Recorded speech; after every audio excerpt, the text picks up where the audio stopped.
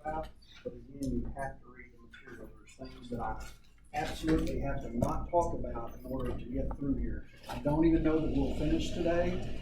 How this is going to work the next few weeks in this class is the chemical and microscopic exam are very important to me. It's the two most important chapters, in my opinion, about urinalysis. But because I have to spend so much time going over the theory part, there's little time to actually go in the lab and do these procedures. But the following two chapters after the microscopic exam are all about disease states and stuff that we can't really do lab on. So those weeks we're going to be heavy on lab. You see what I mean? And we're going to be dipping urines. We're going to be looking at them under the microscope. We're going to be doing all of that.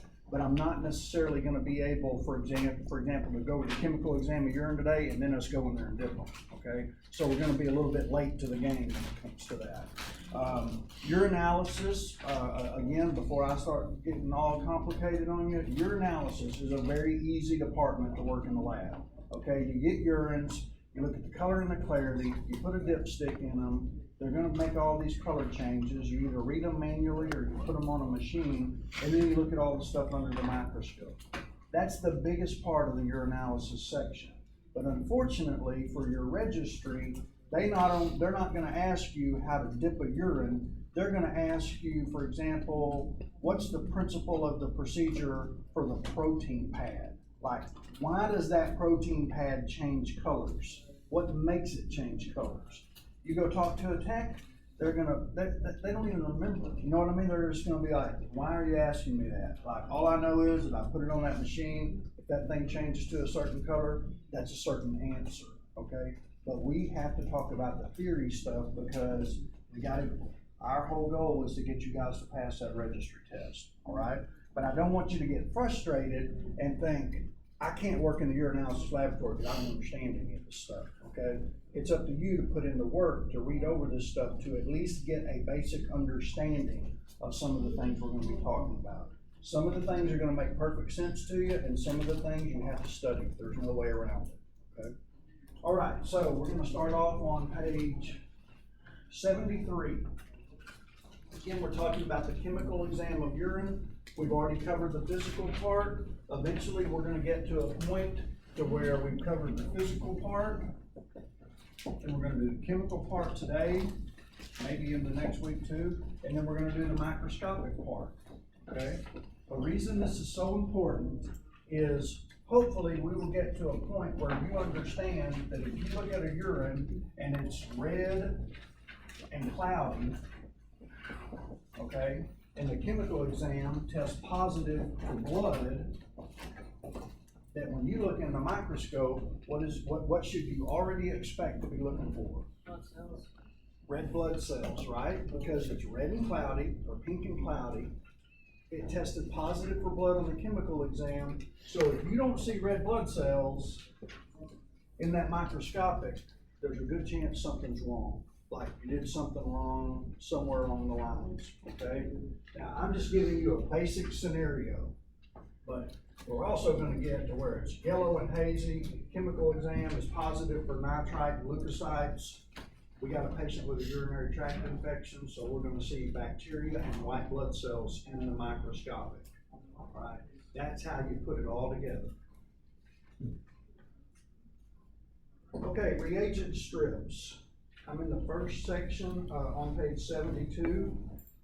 You got a reagent strip. These are the two main manufacturers that make reagent strips. I think I showed you this in the intro class. You've got multi-sticks, okay? And then you've got the Chem strip, which actually is made by Colas, all right? Depending on where you go to work at. National Park, I believe, still uses these. CHI Hot Springs uses these, okay? You can read them manually or you can read them on an analyzer. Depends on where you go to work at. Remember, I want you to know the 10 basic things that are tested for on a reagent strip, all right, in urines. You've already been tested for this in the intro class, so it should be real easy to remember this. Remember, when I pull out one of these pads, there's 10 pads on that, okay? You don't have to know them in order or anything. I just want you to be able to tell me the basic 10 things that are usually tested for on a UA strip, all right? All those are listed for you in that first paragraph right there if you want to highlight. Second paragraph on page 72 says reagent strips consist of a chemical impregnated absorbent pad attached to a strip. A color producing chemical reaction takes place when the absorbent pad comes in contact with the urine. So when we talk about each one of these tests today, in just about all of them, I'm going to say, here's the principle of the reaction, all right? Like one of them is a double indicator reaction.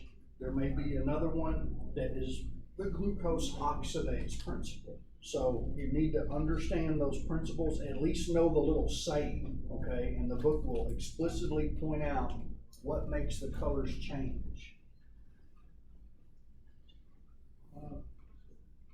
All right, now, we got a lot to read about reagent strip technique, errors caused by technique, handling of the reagent strips, and quality control of the reagent strips.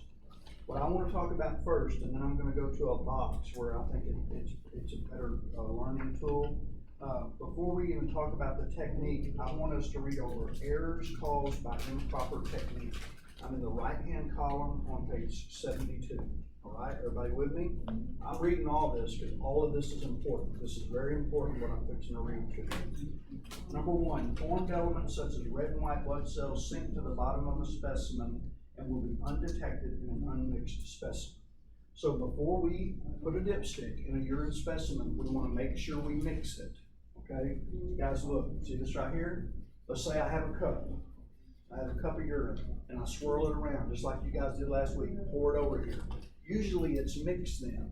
But if you happen to already have it poured off in a conical tube, and then you go to lunch or you go to break and come back in 30 minutes, you need to put a cap on this and you need to mix it.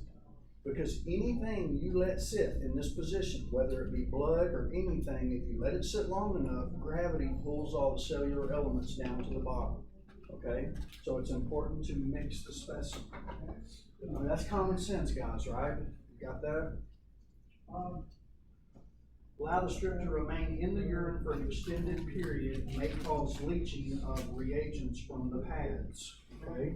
What that means is that I'm going to show you guys the proper way to dip a urine, but I want to show you something that you don't do.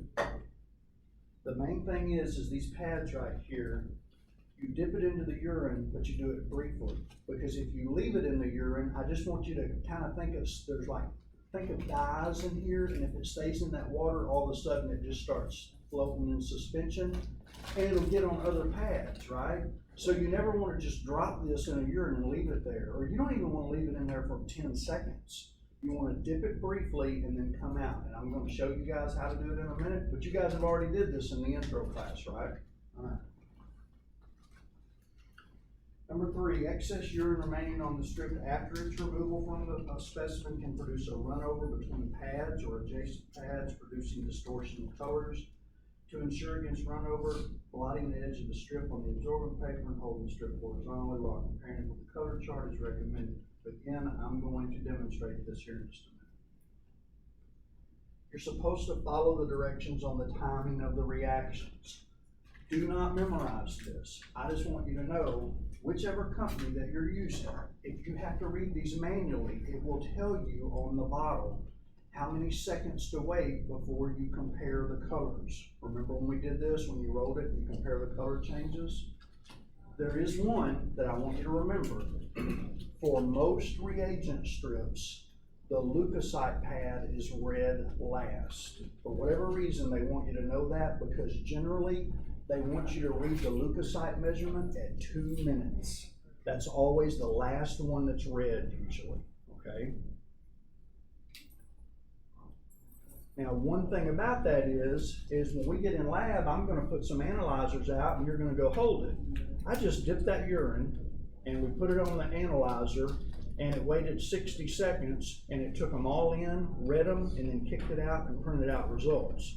You could argue that point with me. You could say, that didn't wait 2 minutes. Like if you do it manually, you're supposed to wait 2 minutes, but how is the machine getting an accurate reading when it reads it at 1 minute? I don't know the answer to that, okay? But that's just how it is. It briefly explains that in the book, but I do want you to remember, because they love to ask this on registry questions, the pad that always has to take the most time to complete before you read it is the leukocyte pad, okay, for white blood cells.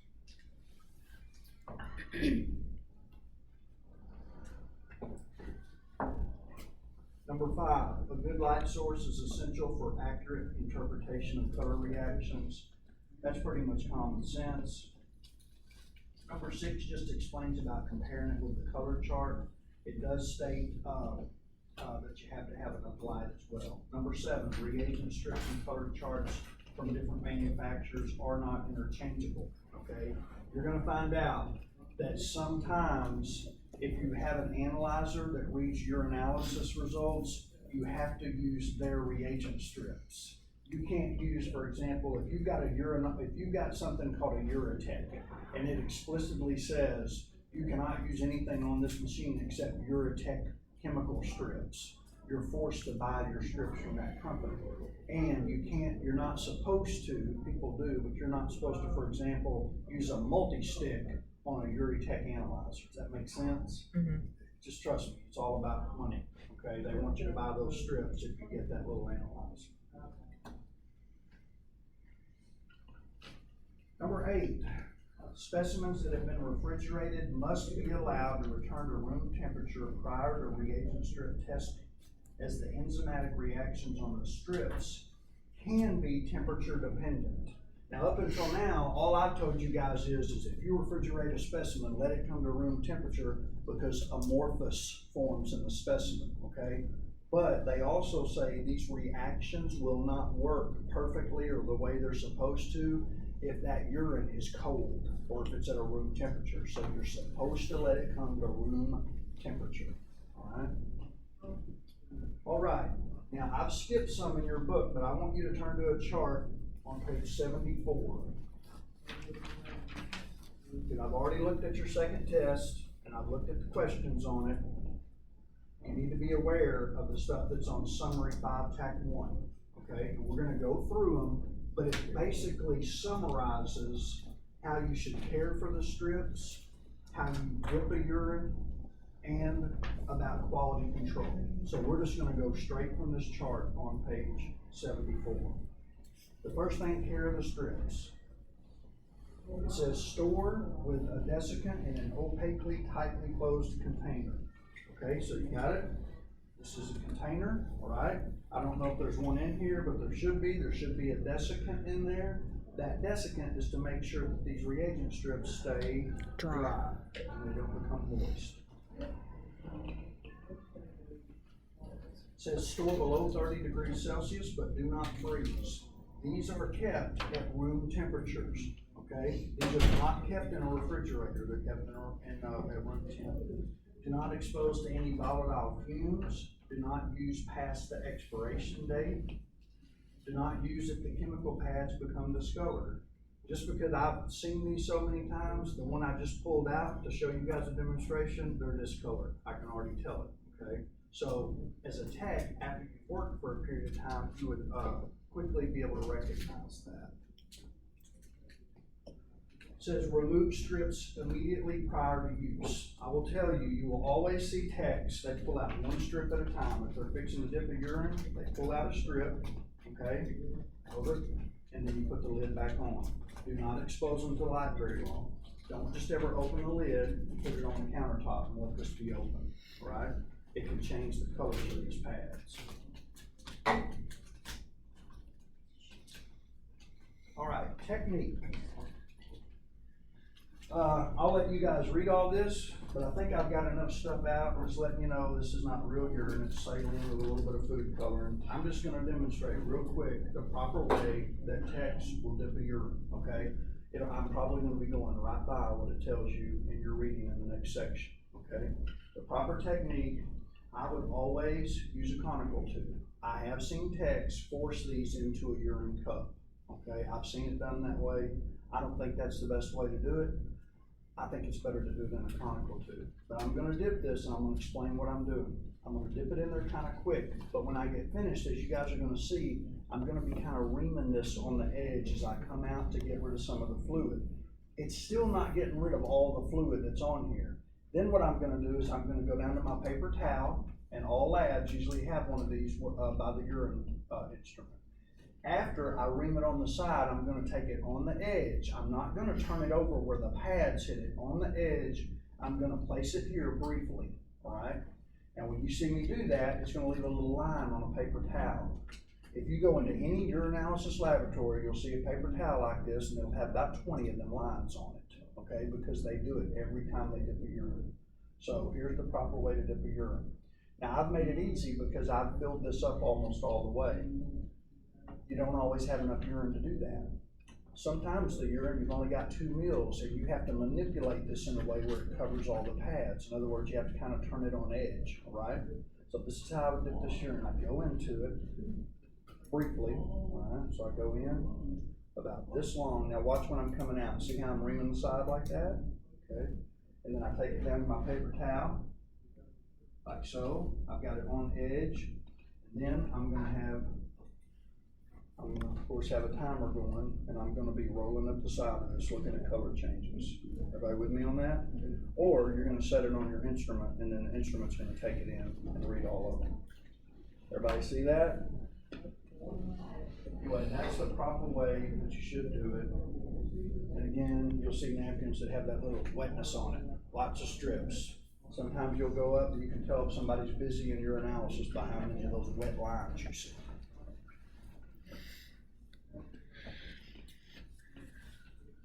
Okay, under quality control, it says, first one, test open bottles of reagent strips with known positive and negative controls at least once every 24 hours. These are urinalysis controls right here. I've just got them out as a visual aid. I haven't even reconstituted these, all right? But you'll see these in the urinalysis department a lot. Once you make these up, you're supposed to keep them in the refrigerator, okay? So once you make these up, you need to put the date that you reconstituted it, right? These are, again, these are urinalysis controls.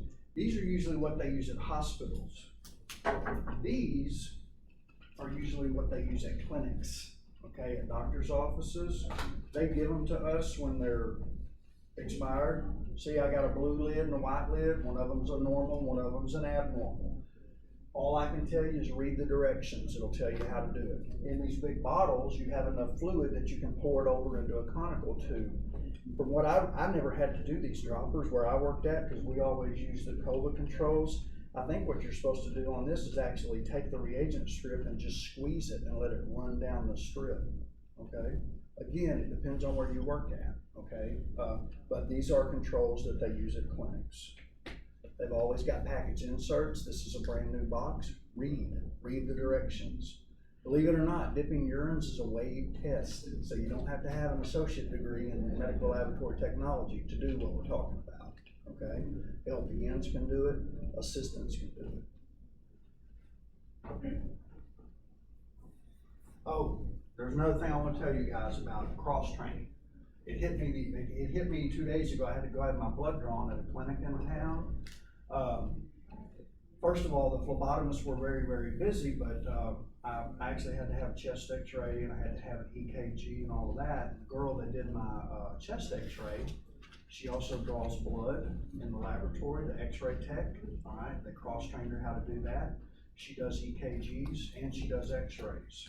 So the reason I'm telling you that is because cross-training is important, all right?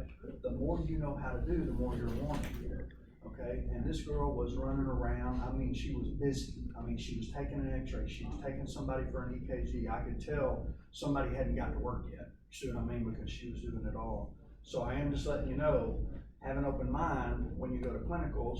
You may go to work at a clinical laboratory, for example, that says, you know what, I'm glad you went through that MLT program, but at this clinic, we really don't want to have to hire an x-ray tech and a clinical lab person. So they may ask you, for example, is there any way you'd be willing to learn how to do limited x-rays? Okay.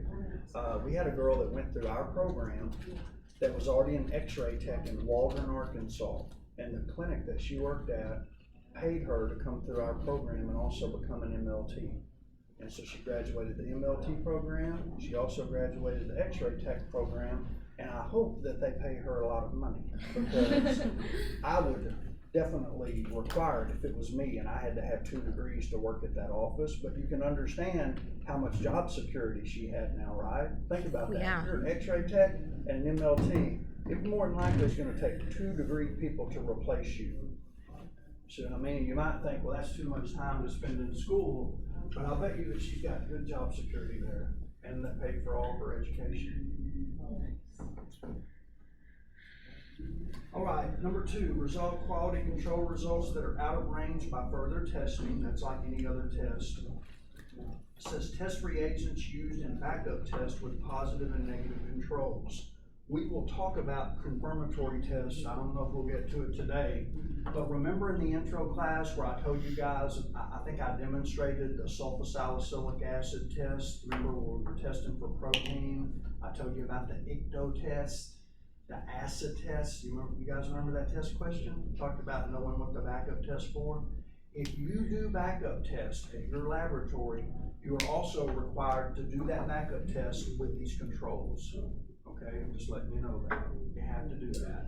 A lot of labs make you run these controls every 8 hours, not every 24. It just depends on where you work at. Number 4, perform positive and negative controls on new reagents and newly opened bottles of reagent strips.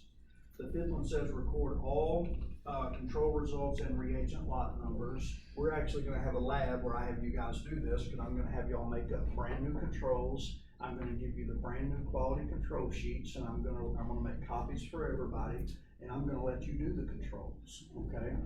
But one thing I did want to tell you about, some places, this bottle only has so many strips in it. So if I come to work, for example, off of what I just read, if I open this bottle and I see that there's only 3 strips in this bottle, like it started off with 100, but I'm down to 3, would I really want to do my quality control that morning on 3 strips? Because as soon as I use that 1 strip, now I have to open a brand new bottle of controls. Guess what? You got to run quality control again. You'll see a lot of techs sometimes if they're down to 2 or 3 strips, they just go ahead and throw those strips away, okay, and open a new bottle, because it's going to be less expensive if you just go ahead and open a new bottle of control than it would be to run controls on your last 2 strips in the bottle. All right?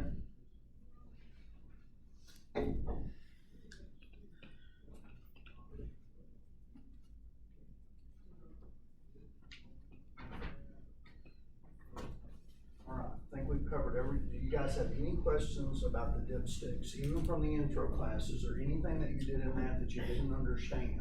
Because we're fixing to start talking about each analyte pad, and I'm going to tell you the importance of it. All right. One thing I want to tell you guys about before we get started. In your book, when you guys are reading it, you're going to see for every single analyte, there's a lot of reasons for false positives and a lot of reasons for false negatives. If I make you learn all that stuff, you're not going to get the big picture, because there's so many different individual things that cause false positives and false negatives. So I'm going to make it real easy for you. All I'm saying is there's certain things that can be going on with the urine specimen to where you put a dipstick in it and you get results that aren't accurate. I'm only going to tell you 2 things, and I will make sure that I look at the test and make sure that I don't just pick something out of thin air, all right? The first thing that can cause false positives, in other words, it can tell you that you have blood in the urine and you really don't, okay? You don't have intact red blood cells or hemoglobin or myoglobin, but the pad reads positive, okay? That's called a false result.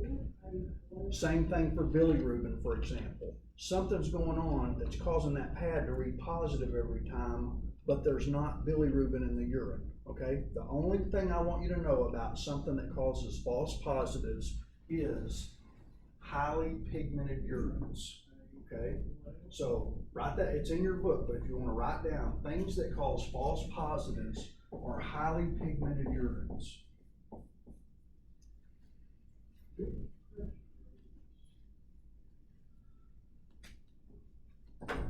So if this urine has pyridium in it, okay, that's a highly pigmented urine. It's got a color that's just throwing everything off, okay? I'll tell you something else that'll cause false positives. If there's so much blood in this specimen that it looks like straight blood, when you dip it's gonna cause all your pads to have a crazy color to it, okay? So, again, I say it about 20 times every lecture, use common sense. If you see the color of that and you're like, man, when I put that dipstick in there, everything's gonna go positive. That's what I mean by highly pigmented. There's some crazy color. I've even seen urines that are so dark yellow, okay, that when you put a dipstick in it, it almost reads everything as positive, all right? So I'm just trying to make it in a way that I know you'll remember, at least in my opinion, what the main thing is that causes false positives. Now, if there's something that causes false positives, there's also something that can cause false negative results. In other words, you do have that substance in your urine, but the dipstick is reading negative. Vitamin C. Vitamin C. A patient that has taken ascorbic acid or vitamin C, it'll cause false negative results for a lot of the analytes that's tested for in the urine, okay? Now, what I'm telling you is not a fact for every single analyte. I'm just telling you for a lot of them, those will cause positives, and that's the only thing I will test you on as far as what causes false positives and negatives. Now, if you read those boxes in your book, there's many other things besides what I told you, but I'm just playing the odds of what they'll ask you on your registry, okay? So if I say what causes false positives, you tell me highly pigmented urines. If I say give me something that causes a lot of false negatives, you tell me a patient that's taking ascorbic acid or vitamin C. So what can you do then if you can't run the dipstick? What's that? What do you do then if you can't run the dipstick? What I do when I work is, for example, if I had a specimen that was highly pigmented, I would footnote under the color, like where I said, for example, orange and clear, but I said like bright orange, I would say specimen is highly pigmented, possibly refer to the microscopic results. So that way when the physician sees the results, everything's positive, you know what I mean? They can sit there and go, oh, okay, that's the reason that bilirubin's positive, urobilinogen's positive, red blood cells, nitrite, and they look at the microscopic, and they can at least tell if there's red cells or white cells in the urine. Okay. So you still run the dipstick in time? Yes, you're still supposed to run the dipstick. Now, me personally, if I don't know that it's a good idea to run the dipstick, and I think it makes results to not match. Okay, but where I worked at, they still wanted you to run the dipstick.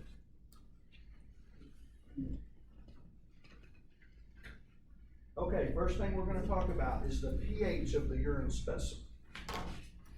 I'm on page 73.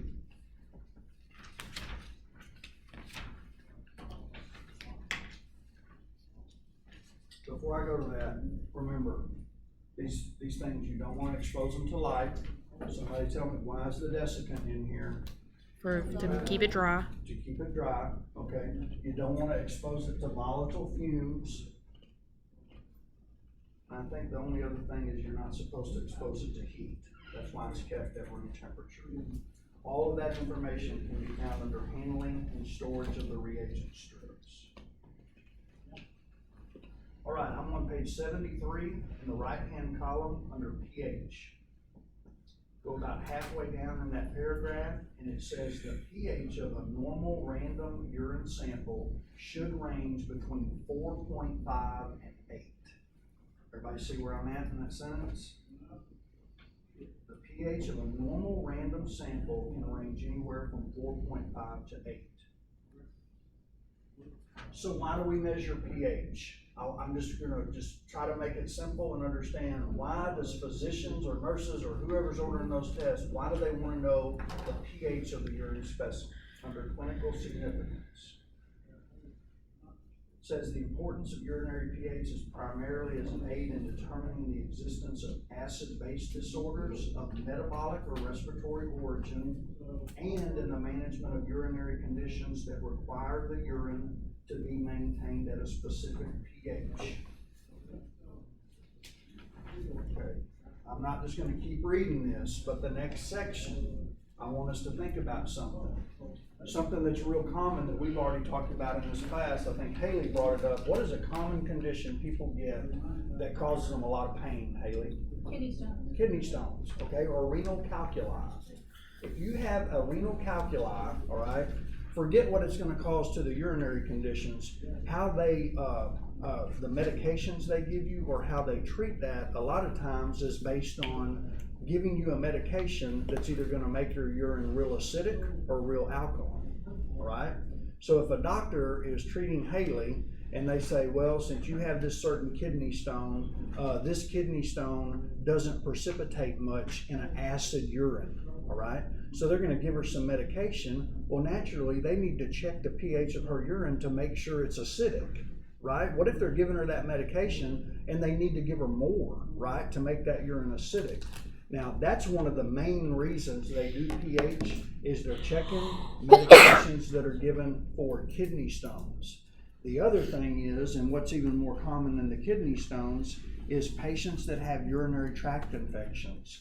A lot of times the medication they're given for a urinary tract infection, they need the urine to either be acidic or they need it to be alkaline, okay? Certain bacteria, depending on which it is, will not survive as good in acidic urine versus alkaline urine. I don't care if you know which one is which. I just want you to know a lot of times they on purpose cause your urine. For most bacterial infections, they want your urine to be acidic, okay? Because the more alkaline, the easier the bacteria are to survive. Your book is even going to mention cranberry juice. That's an old time remedy that they would give, okay? For like, if you don't want to go to the doctor and you've got a urinary tract infection, if you drink cranberry juice, I think it makes your urine acidic, if I remember right, okay? Anyway, all that's in your reading, and that's why I want you guys to read it and not just listen to every single thing I say and then take that for face value, okay? So that's the biggest things with pH, guys. Now, you're never gonna know as a tech, you're not gonna know if that doctor orders a urine specimen. You're not gonna know, well, that patient's in metabolic acidosis, and that's why they want to know that pH, okay? You're not ever gonna ask those questions. I'm just trying to tell you this information so you understand why they're ordering the test in the first place.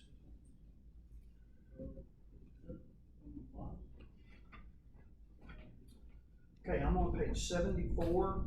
The very last 4 lines on page 74 says that a pH above 8.5 is associated with an improperly preserved specimen and indicates that a fresh specimen should be obtained to ensure the validity of the analysis. So if you ever dip a urine and you get greater than 8 or 8.5, I think our cutoff value was 8 where I worked at. You can call the floor and say, hey, I don't know what's going on, but this urine's pH is so high that I don't even trust that it's a good sample, okay? That's why you need to know the normal ranges of things. Remember, what did I tell you guys about specific gravity? Remember I said there's something you can look at specific gravity that tells you that it's not even urine. Remember? Yeah, if it's above 1.05, then it's not urine. Yeah, anything that's less, I go by 1.003, it's probably it's so much water in that it's probably not urine, okay? And the same thing, and you guys were tested on today. If you have a specific gravity, for example, when you're using a refractometer on a urine, and you get anything like 1.040 or greater, that patient probably has been given radiographic contrast media. Remember that level 3 question at the back of your test where you had a specific gravity you had to dilute? If it was greater than 1.040, the answer that I wanted was that you need to be thinking that patient's been given radiographic contrast.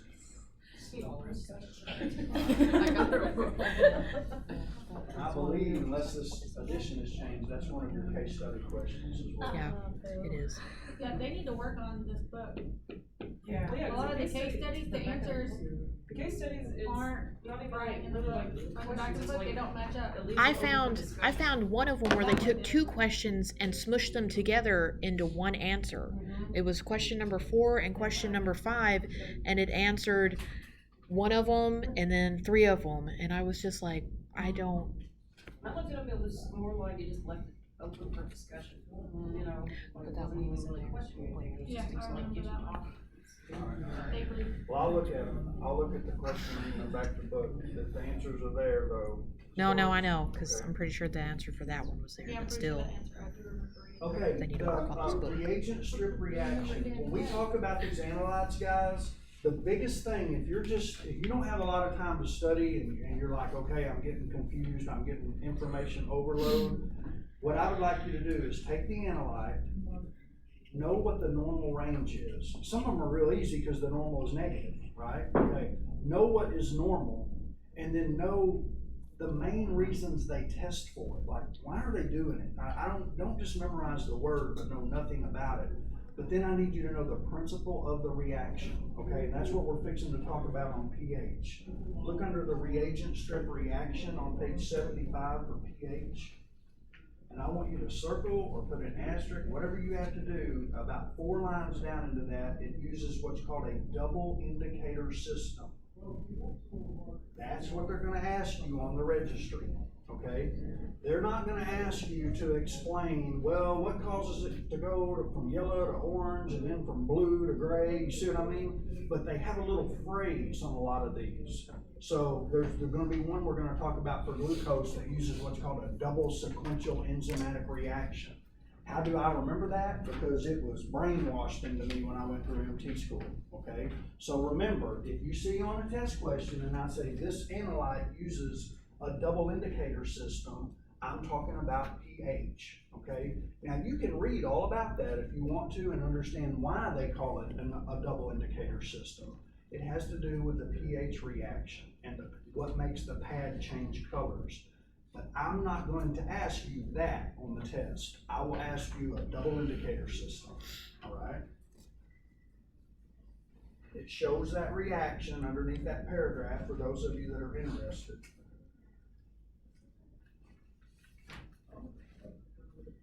All right, next analyte we're going to talk about is protein on page 75.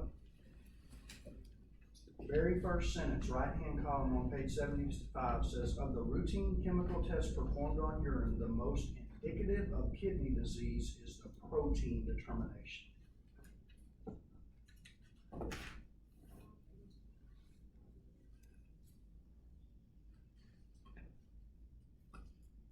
Okay, about 10 lines down into that paragraph, I'm in the middle of a sentence, but it says, due to its low molecular weight, albumin is the major serum protein that is found in normal urine. Okay, so you guys, that should come easy to you. Remember, albumin is the major protein, so that should make sense to you. The dipstick generally is detecting albumin. There are certain proteins that the dipstick will not detect. Okay, like there's a protein called Benz-Jones protein that's in people that has multiple myeloma, okay? But if your dipstick, if the pad is positive for protein, you can pretty much rest assured that the protein that's being detected on the dipstick is albumin, all right? Before we go any further, why should there not be protein in your urine? Because it's too large to go through your nephrons. Great, both of you are exactly right, okay? Protein is such a large molecule that for the most part, it shouldn't be filtered through the glomerulus. It's too large, all right? So if you have protein in your urine, that's a tip-off to physicians like something's not going right. Well, unfortunately, it's not quite that easy because you can have what's called like pre-renal protein, renal protein, and then post-renal protein. Like that means before the kidney, a problem with the kidney, or after the kidney. All of those different conditions can cause there to be protein in your urine, all right? In other words, kidney problems, a problem that occurs before the kidneys, and one that occurs after the kidneys. And you guys can read over those conditions to know examples of pre-renal versus renal versus post-renal. I'm gonna hit on a couple of them that I think are significant, that I think makes sense. I do want you to know at the last paragraph on the bottom of page 75, Benz-Jones protein. I want you to read about that, but what I want you to get out of it is Benz-Jones protein is a protein that can be found in the urine of multiple myeloma patients, right? But you will not detect that protein on the dipstick. There's a special test you have to do to detect Benz-Jones protein. I'm not going to test you on that because it's a It's a test that you would send out to a reference lab, you won't do it. But I do want you, because for whatever reason, they ask a lot of questions about multiple myeloma, and one of them is it causes a spike in Vince Jones protein. Okay, on page 76, microalbuminuria. I'm on page 76 on the left-hand column. I'm in the very last part of that column. Everybody see the word microalbuminuria? This is what I want you to know about it. I want you to read about it, but the main thing that's so important about detecting what's called microalbumin in the urine is it detects early kidney disease. Early kidney disease. They run this test on diabetic patients all the time, okay? They want a microalbumin level. Basically, it detects a really, really small amount of protein that sometimes is not detectable on the dipstick. See, a lot of these things that we're testing for, like protein, for example, it won't show positive on the dipstick until there's a certain amount, all right?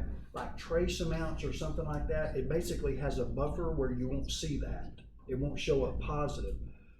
But if a patient has the right condition, in other words, if they're a type 1 diabetic or a type 2 diabetic, and that doctor is sitting there saying, I know Aunt, the way her hemoglobin A1C and stuff looks like, she's not dieting right, she's not following what I'm telling her to do. So unfortunately, after doing this for about 5 or 6 years, she's gonna start having kidney problems. Well, they wanna detect that as soon as possible. So usually if you do the dipstick and your 2+ protein, it's probably there's already been a lot of kidney damage. You see what I'm saying? So the test to detect the start of kidney damage is going to be a test called a urine microalbumin. And even though I never did one, they actually have reagent bottles, dipsticks for the urine that detect microalbumin. All right. Usually to detect a microalbumin, they're doing an albumin to creatinine ratio. It's usually, it will detect albumin and creatinine, and it does a ratio to let the physician know if they have trace amounts of albumin in their urine specimen, okay? Again, the big thing is they can detect early kidney damage.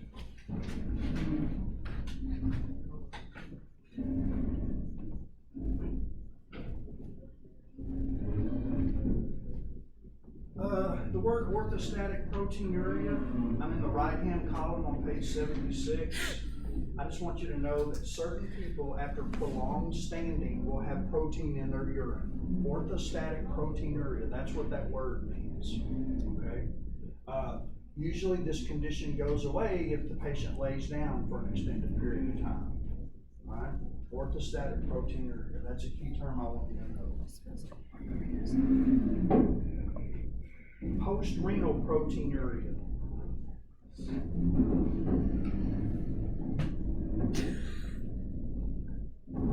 That's going to be after the kidneys. There are certain things that can cause protein to be in the urine after the kidneys. A lot of this can be in females. Menstrual contamination sometimes can cause there to be protein in the urine. Again, the physicians, he or she is going to put all this information together. Sometimes they are expecting results to come back a certain way because of a condition of the patient. Okay, the reagent strip reaction for protein in the urine. I'm on page 77 in the left-hand column. Reagent strip reaction. It says traditional reagent strip testing for protein uses the principle of what's called the protein error of indicators. Make sure that you remember that word, the protein error of indicators.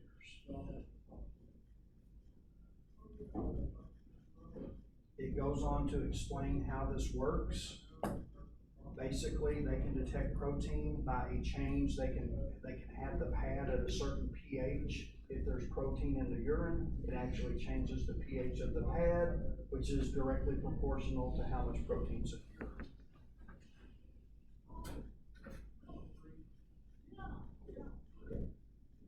There is a backup test or a confirmatory test for protein in the urine called the sulfosalicylic acid test. I'm on page 77 in the right-hand column. Go down to the second paragraph. or the second section under sulfosalicylic acid precipitation test. A lot of times, guys, this will be abbreviated. It will say SSA. Everybody see that?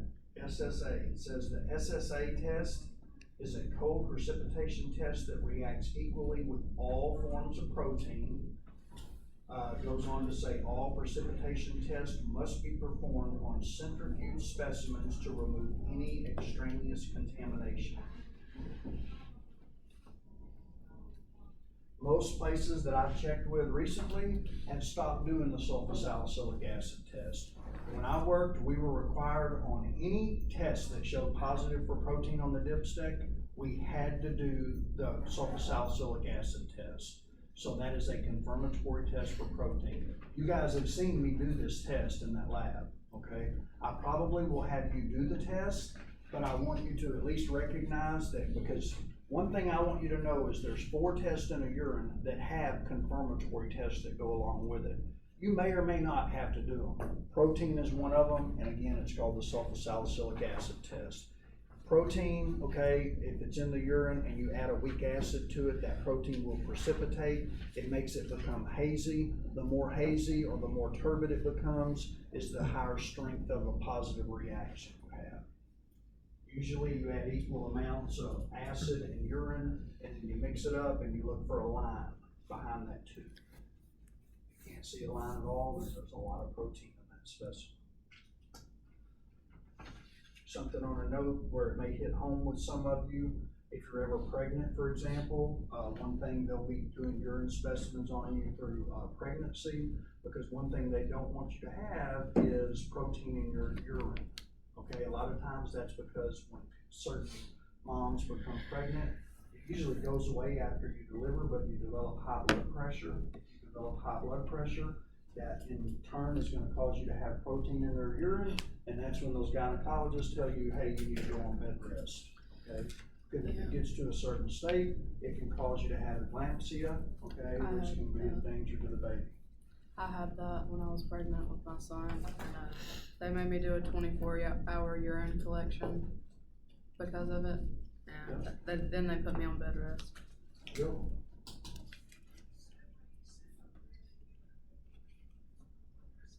Okay, we've already talked about testing for microalbuminuria. Let's move over to glucose on page 79.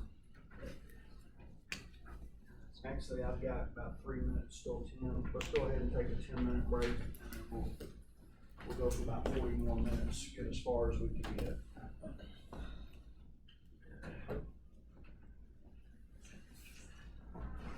What's the reason why that specific music?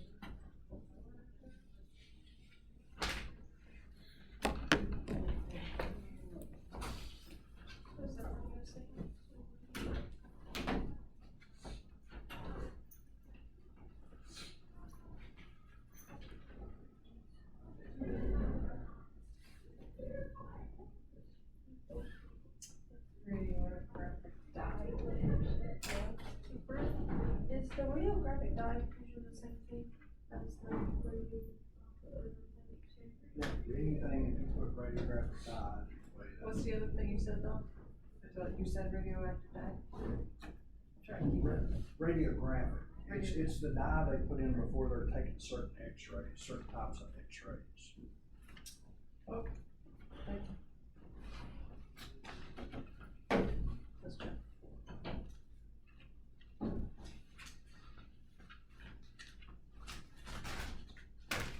Oh, yeah. So what question is it? Did you just find it? Number 13 on page 68. 58? 68?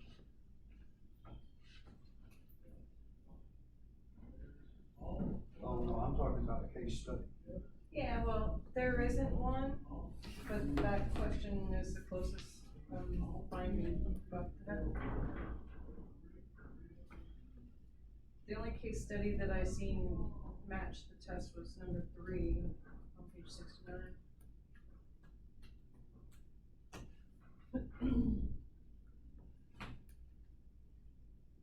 It's okay.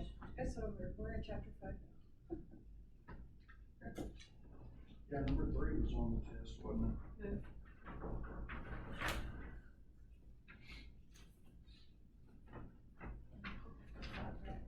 Oh, it's just looking at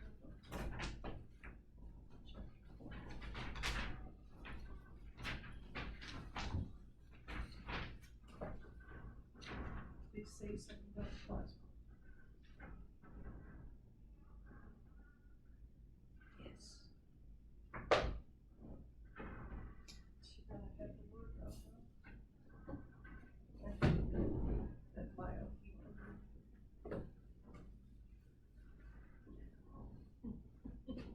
No, I wrote hemoglobin, but I put biohemoglobin.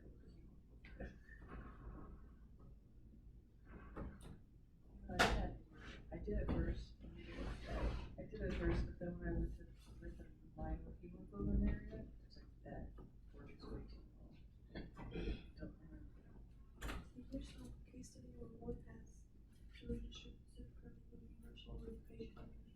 Ah, good one.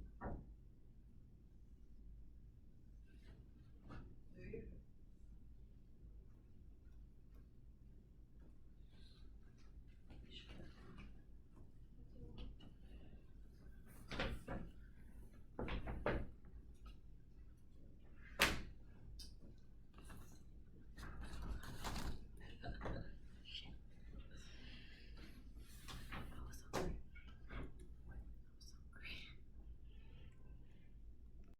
Guys, we're on glucose on page 79 in the right-hand column.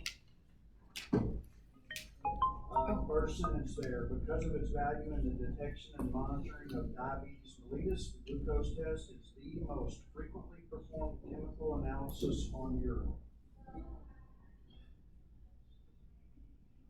Next section under clinical significance on page 79 says under normal circumstances, almost all of the glucose filtered by the glomerulus should be actively reabsorbed in the proximal convoluted tubule. You guys had a test question on that, remember? Moving over to page 80.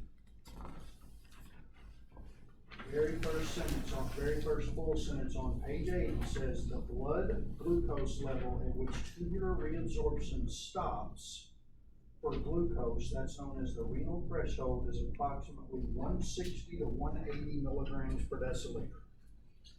So what that means is, I'm not big on normal ranges, but I've always told people you really need to know what a fasting blood glucose level is. You don't have to be exact, but it should be between 70 and 110. Okay, 70 to 110 milligrams per deciliter is what a fasting plasma glucose level should be. So what it's telling you in the book, once it gets so high, that's when glucose starts spilling over into the urine, okay? So again, I'm not saying you have to memorize it, but at least be able to pick out numbers close to 160 to 180. Because once it gets that high, you're probably gonna start noticing or seeing some glucose in the urine. You don't wanna see glucose in your urine, all right? That means that you've got an abnormally high amount in your plasma. Your glomerula can only compensate so much, okay? All of your glucose gets filtered, but right there at the proximal convoluted tubule, if it's so elevated, it's going to basically keep on going down the tubule and that reabsorption is not going to occur right there. That's a big time question they like to ask. What's the renal threshold before you start seeing that? Page 81, under the reagent strip for glucose, says the glucose oxidase procedure provides a specific test for glucose. And if you'll skip about 2 lines, it's going to, the little wording that I want you to remember about this reaction, it's called the double sequential enzymatic reaction. Everybody see where it says that in your book? I'm on page 81, go down to about the 4th line down. It's called the double sequential enzymatic reaction. The reason they call it a double enzymatic reaction is there's 2 enzymes in that reaction. There's one called glucose oxidase and one called peroxidase. You guys see those 2 enzymes above those arrows on page 81? That's the reason it's called the double sequential enzymatic reaction.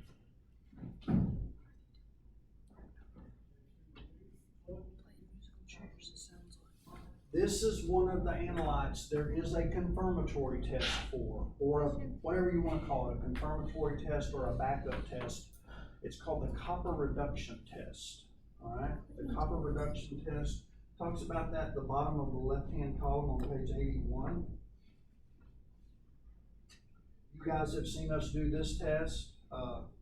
It actually gives you the procedure for the copper reduction test on page 82 in that yellow box. Pretty much you add 5 drops of urine, 10 drops of water, you add a tablet to it, you're gonna produce heat. Remember when it started boiling and we saw all those fizzy bubbles coming up? And then you look for a color change. That color change can go anywhere from blue, which would be a negative result. What you don't want to see is it go to orange, because if it goes to orange, that means there's a lot of glucose in the urine, okay? The reason they normally do this backup test, most hospitals do not require you to even do it anymore unless you're testing a child. Our criteria was less than 2 years of age. If you're testing a child less than 2 years of age, this Clenny test or copper reduction test, what it does is it tests for reducing substances. It'll also pick up glucose, but it'll also pick up things like galactose and things like that. If it picks up galactose, what's gonna happen is you've got this 1-year-old baby, okay?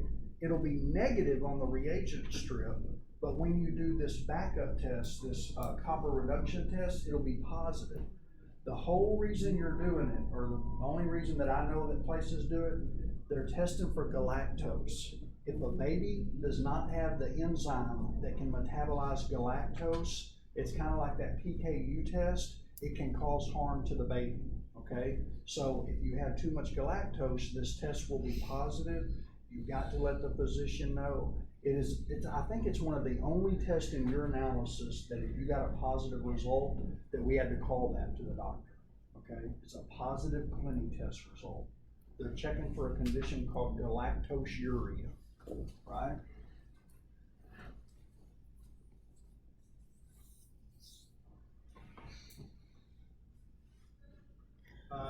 Page 82, under the clinical significance of the Clenny test, I'm on page 82 in the left-hand column, the last section.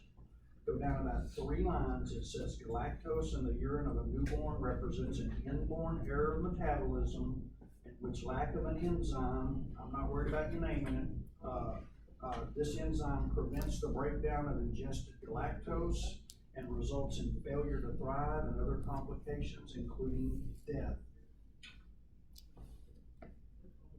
If you'll skip about 4 lines down from that, it says the Clenny test is often performed on pediatric specimens from patients up to at least the age of 2 years old.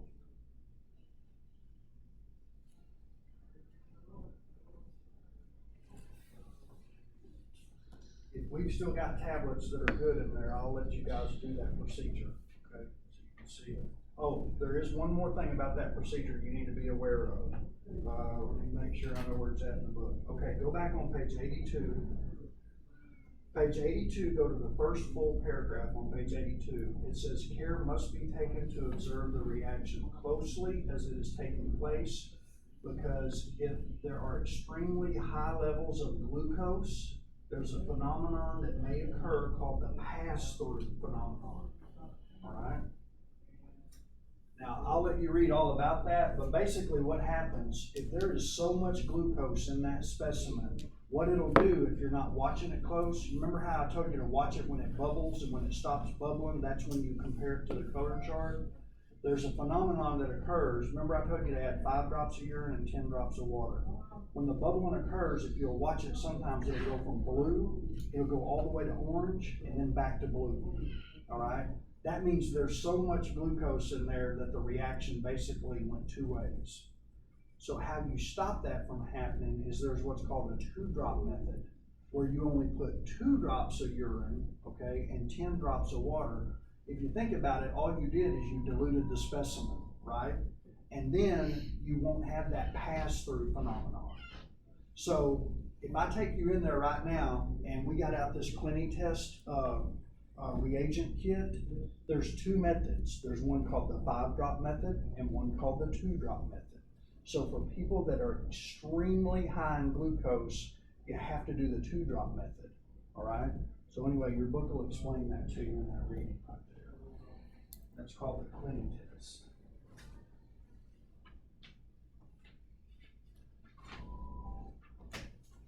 All right, the next thing we're going to talk about is ketones. In the right-hand column on page 82,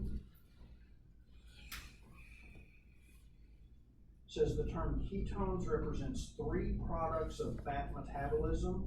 They're called acetone, acetoacetic acid, and beta-hydroxybutyric acid. Those are the 3 ketone bodies. You're going to need to know those 3 ketone bodies. Okay, there's probably going to be a test question that asks the 3 ketone bodies are which of the following. Okay, so you need to know that.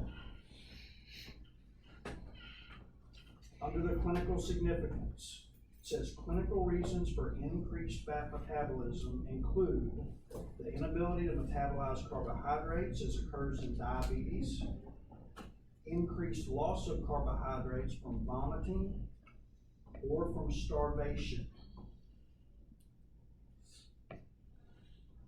So pretty much in a nutshell, there's always going to be a ketone pad on a dipstick, because people that have diabetes and they got it in a bad way, basically their body is not utilizing the glucose that's in the bloodstream because they don't have insulin, okay? So what their body starts doing is it starts burning fat. If it starts burning fat, okay, then you start seeing ketones in the urine, all right? I think we talked about in the intro class that one of the things that'll happen on that is there are certain times where you want ketones to be in your urine. If you're doing the Atkins diet, for example, okay, and you're trying to lose weight, a lot of dieting centers will test your urine for ketones. If your urine is not positive for ketones, they're going to probably take into account that you may not be following this stringent diet, okay? So I don't want you to think if you have a small amount of ketones in your urine that means you have diabetes, okay? But if you're not dieting and you have ketones in your urine, you might want to think about that, especially if you've been diagnosed with diabetes. Under the reagent strip reaction on page 83 in the left-hand column,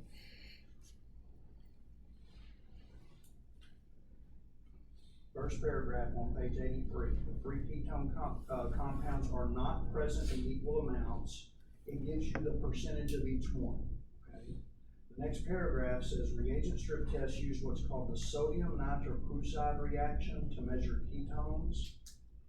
It says in this reaction, all they're measuring pretty much is one of the ketone bodies, and it's called acetoacetic acid.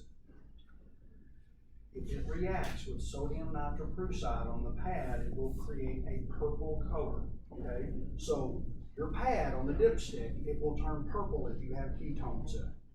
But it's only detecting one of those ketone bodies. But they pretty much say if you have acetoacetic acid, if you have that one ketone body, you can take for granted you have the 2 others because they are derived from acetoacetic acid, all right? So main thing, know all 3 of the ketone bodies, but I do want you to know the one that actually causes the positive result is acetoacetic acid. That's the one they're testing.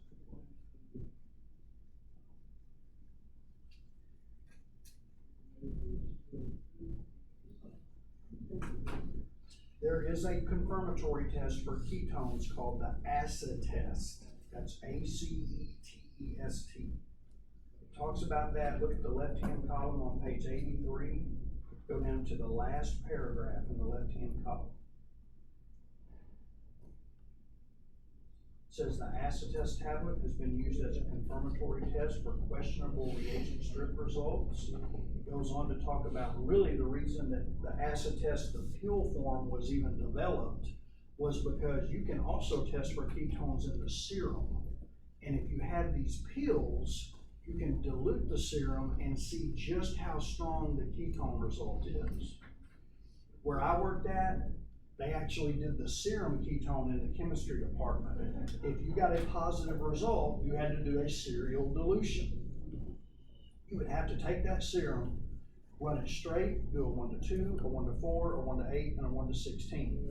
That would require 5 pills, right? A pill for the straight, a pill for the 1 to 2, 1 to 4, 1 to 8.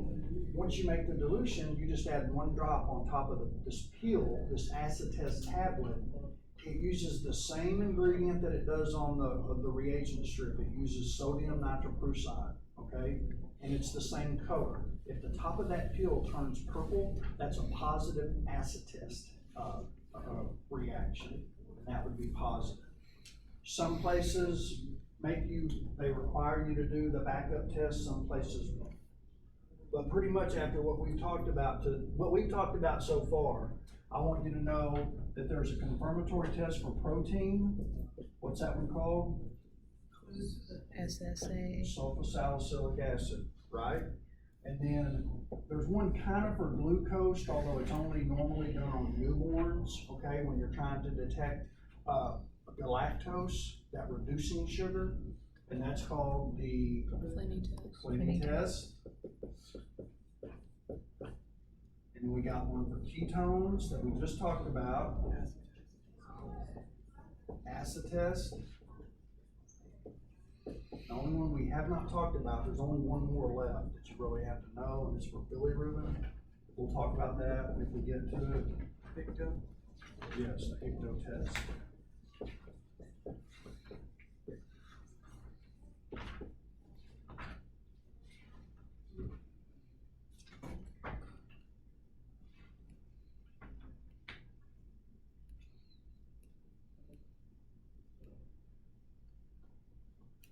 Okay, the next thing we need to talk about, at the bottom of page 83 in the right-hand column, we're going to talk about the blood pad on a dipstick. Under the blood section on page 83, blood may be present in urine either in the form of intact red blood cells, which is called hematuria, or as a product of red blood cell destruction called hemoglobin, which would be hemoglobinuria. There is another condition that will cause your blood pad to be positive, and what is it? Myoglobin. Myoglobin. Okay, so that's the third thing. All of those things will show your blood pad to come out positive. Page 84 under the clinical significance says the finding of a positive reagent strip test for blood indicates the presence of intact red blood cells, hemoglobin, or myoglobin. So you definitely need to know that sentence. Okay, the next 3 sections, I feel like you already have a grasp on this. It's just basically explaining to you, in a patient with hematuria, you expect that you expect that urine to be somewhat red and cloudy. It tells you the conditions that can cause that. Then it's going to go on and talk about hemoglobinuria, where the blood will, or I keep saying that, where the urine will appear red and clear. All right, and it tells you conditions that can be associated with that. I do want to spend a little bit of time on myoglobinuria. I'm in the right-hand column on page 84.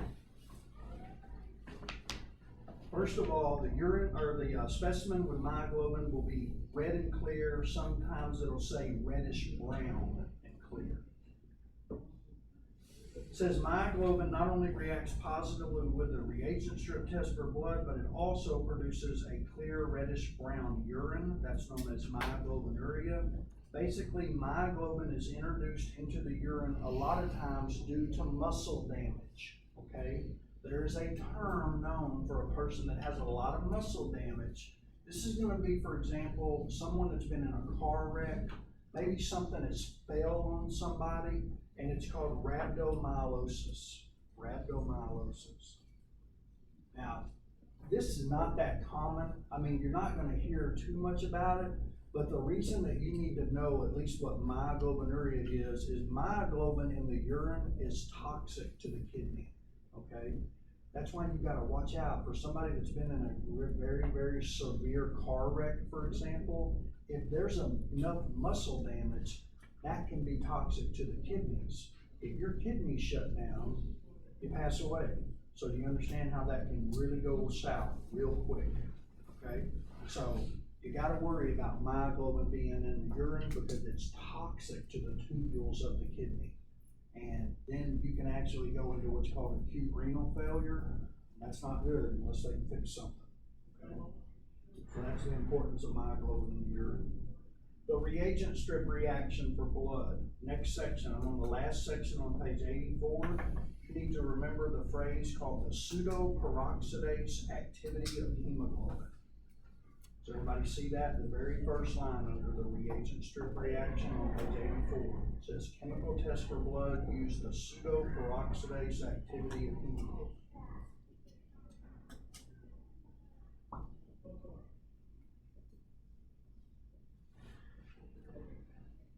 Now, you can read all about that. You can read about the reaction. It shows it on page 85. It actually explains the reaction. But the one thing I will tell you about the reagent strip for blood that most techs will know, if you ever are looking at a reagent pad for blood and you're testing it manually, they've got a little mechanism on the pad to where if you see little green specks on the pad, for example, and it explains this in your, let's just say, I'm just drawing one, but this is the reagent pad for blood. Okay, now remember, you got 9 other ones, but let's say this one's for blood. When you dip it in urine, you see, I know it's not green, but if you see little, I call them polka dots, it goes like this, that's a signal for intact red blood cells, okay? That's telling you you should see red blood cells on the microscope. If the pad changes to like a bluish green color, but it fills in like that, that's an indication of usually hemoglobin or myoglobin, okay?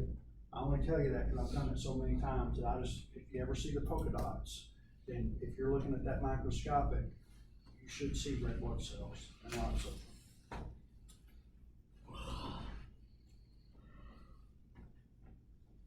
And we may not get to it today, but I want to explain the importance of why it's real important you see intact red blood cells if they're there.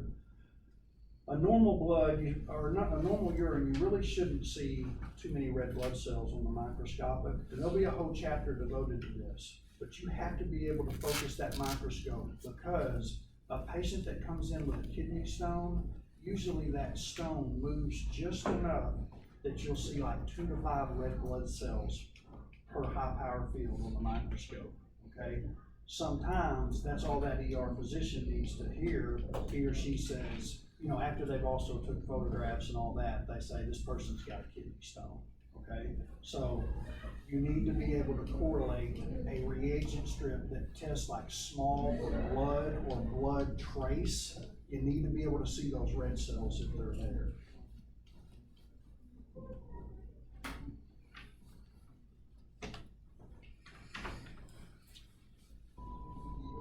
All right, next analyte we're going to talk about bilirubin.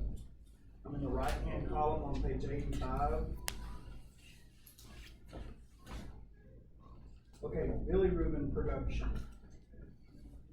It says bilirubin is a highly pigmented yellow compound and it is a degradation product of hemoglobin. I don't think it'll be on this test, but you do need to understand that a red blood cell lives 120 days. I think most of you know that, right? The average lifespan of a red blood cell is 120 days.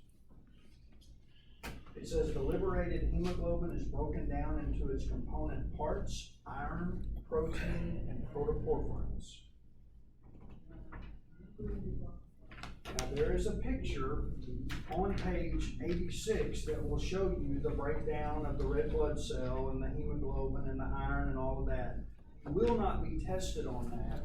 Pretty much for your urinalysis test, I want you to at least be able to tell me that for bilirubin, that bilirubin is a byproduct or a metabolism product of hemoglobin. When hemoglobin is broken down, it becomes bilirubin.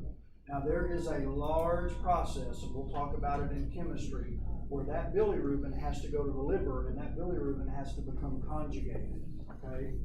I'm not going to cover all that in urinalysis because I just think it's beyond the scope of what this course should offer, okay? But you will hear it in chemistry. You will have to know it in chemistry when we talk about that.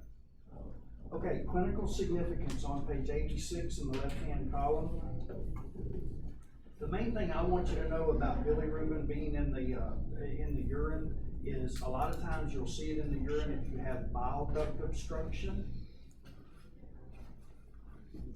And you'll also see it in the urine if you have someone that has a multiple barrage of types of liver failure.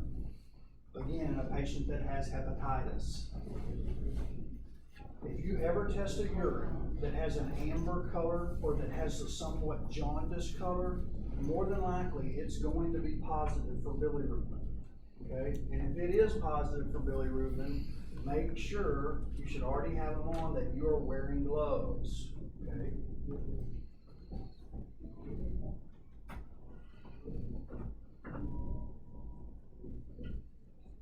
The reagent strip reaction on page 87, very first sentence on page 87 for bilirubin. It says routine testing for urinary bilirubin by reagent strip uses a reaction called the diazo reaction. You need to remember that. Diazo reaction, that matches up with bilirubin.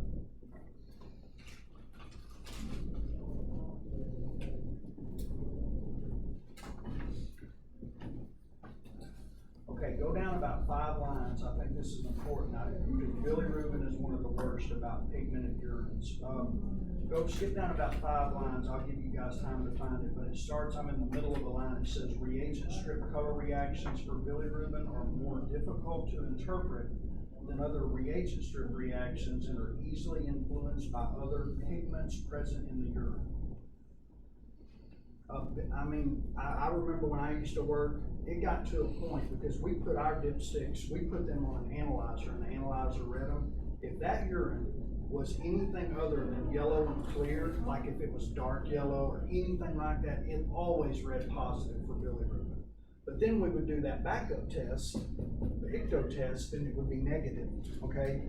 Pigmented urines, a specimen will test positive for bilirubin a lot of times if there's any darker discoloration than regular yellow, okay? So just remember, that's one of the analytes that will be affected. Always remember, bilirubin can be degraded by light. So if you leave a urine specimen sitting out in the light for long enough, if it had bilirubin in it, like a small amount, it'll go away. That makes sense? Not coming into it, it will go away. The best way to remember that, the babies that have jaundice when they're born, what do to drop that bilirubin level? Put them in the light. They put them under those lamps, right? That's the best way I think that you can remember it, you'll remember that light will degrade bilirubin, okay? Now that doesn't mean that the minute you get a urine specimen in the lab, you have to test it right away. I've had them sit before for 30 minutes, okay? But remember the magic number. You're not supposed to let a urine sit for how long? 2 hours.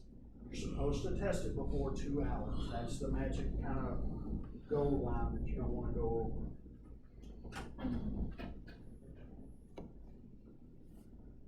All right, talks about the backup test. It's called the icto test.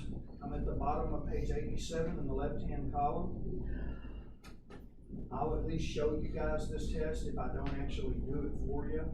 I'm under the icto test tablets on page 87. Drop down about 5 lines and it says you add 10 drops of urine are added to a mat. Has special properties that can cause bilirubin to remain on the surface as the urine is absorbed. Pretty much, you put 10 drops of urine on a mat, you add an icto test tablet, then you add 1 drop of water to the top of the tablet, and then you add 1 more drop of water that basically makes that water spill off from the tablet onto that pad. There's a chemical reaction that occurs, and then you're looking for any type of a blue color or purple color. That procedure is on page 87 in that yellow box. That's the icto test procedure.